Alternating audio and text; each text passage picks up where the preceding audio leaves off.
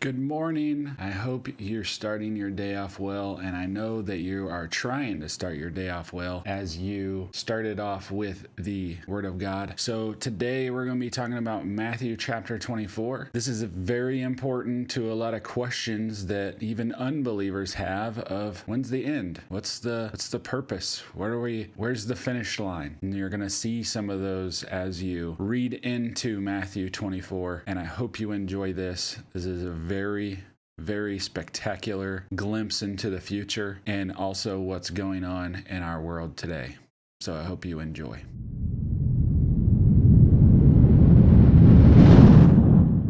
As Jesus left and was going out of the temple, his disciples came up and called his attention to its buildings. He replied to them, "Do you see all these things? Truly, I tell you, not one stone will be left here on another that will not be thrown down." While he was sitting on the Mount of Olives, the disciples approached him privately and said, "Tell us, when will these things happen? And what is the sign of your coming and of the end of the age?" Jesus replied to them, "Watch out that no one deceives you. For many will come in my name, saying, 'I am the Messiah,' and they will deceive many. You are going to hear of wars and rumors of wars. See that you are not alarmed, because these things must take place, but the end is not yet. For nation will rise up against nation, and kingdom against kingdom. There will be famines and earthquakes in various places. All these events are the beginning of labor pains. Then they will hand you over to be persecuted, and they will kill you. You will be hated by all nations because of my name. Then many will fall away, betray one another, and hate one another. Many false prophets will rise up and deceive many, because lawlessness will multiply. The love of many will grow cold, but the one who endures to the end will be saved. This good news of the kingdom will be proclaimed in all the world as a testimony to all nations, and then the end will come.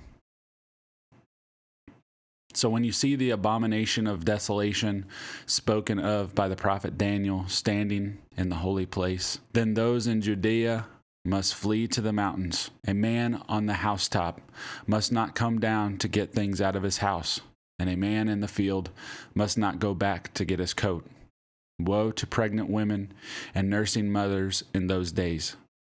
Pray that your escape may not be in winter or on a Sabbath, for at that time there will be great distress, the kind that hasn't taken place from the beginning of the world until now and never will again.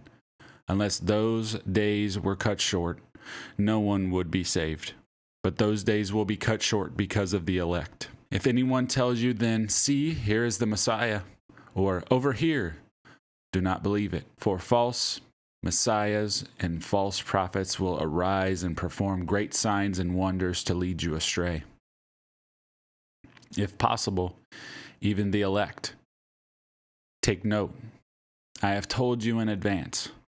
So if they tell you, 'See, he's in the wilderness,' don't go out. Or 'See, he's in the storerooms,' don't believe it.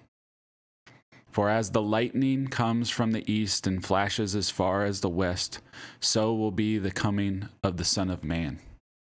Wherever the carcass is, there the vultures will gather. Immediately after the distress of those days, the sun will be darkened, and the moon will not shed its light. The stars will fall from the sky, and the powers of the heavens will be shaken.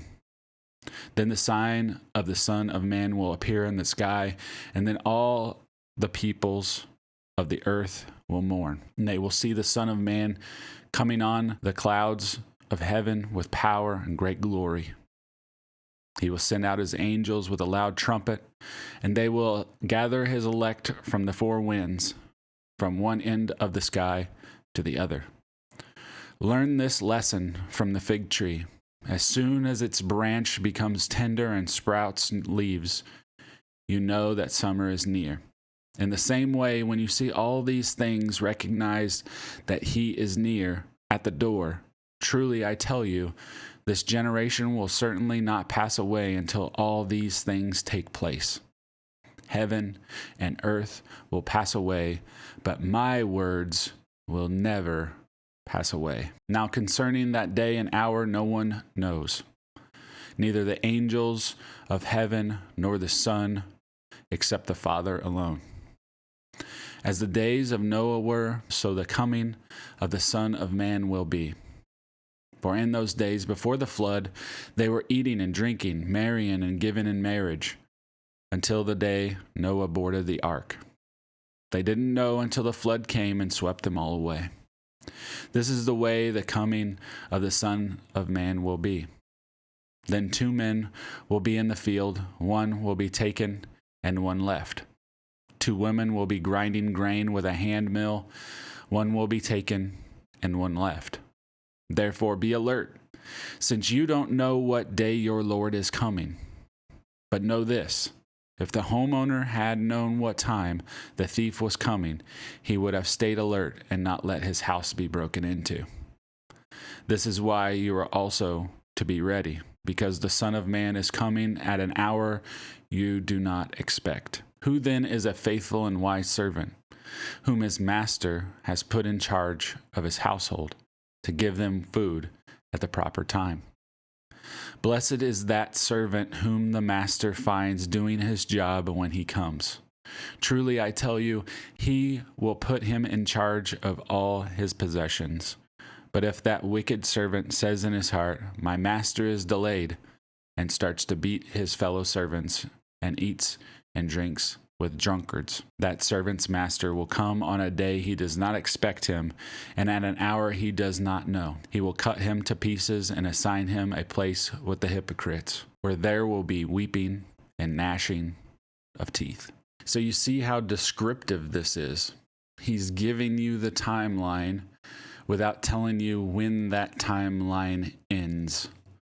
So he says, be expectant, but you don't know when it's coming. So be ready. So don't spend your time with drunkards.